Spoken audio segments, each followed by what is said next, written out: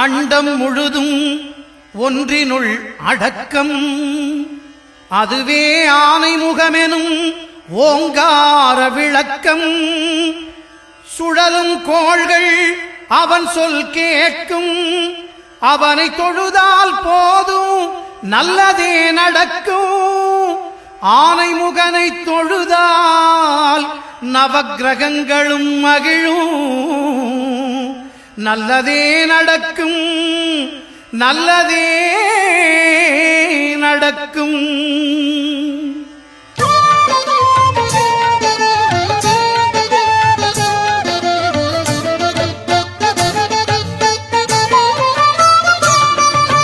ஒன்பது கோளும் ஒன்றாய் காண அங்கு கற்பகம் என்னும் கடவுளின் மெய்யில். ஒன்பது கோளும் ஒன்றாய் காண அங்கு கற்பகம் என்னும் கடவுளின் மெய்யில். சூரியன் முதலாய் 9 கிரகமும் பலவித குணங்களை கொண்டிருக்கும். எங்கள் கற்பக தருவில் அவை வரும்போது ஒன்றாய் சேர்ந்து பலனளிக்கும்.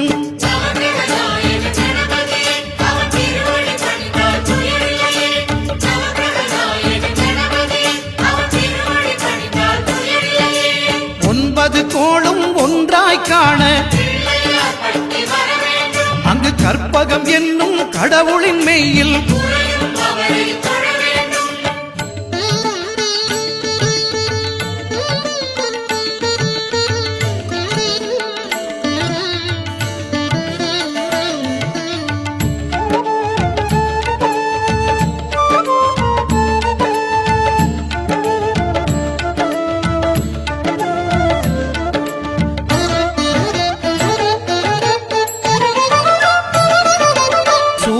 பகவான் ஒளிமுகம் காண அங்கு கற்பக தருவின் நெற்றியில் மலரும். சூரிய பகவான் ஒளிமுகம் காண அங்கு கற்பக தருவின் நெற்றியில் மலரும்.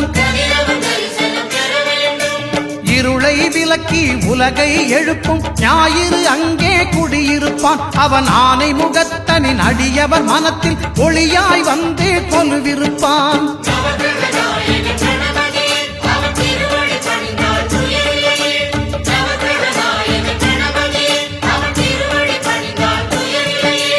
ஒன்பது கோளும் ஒன்றாய் காண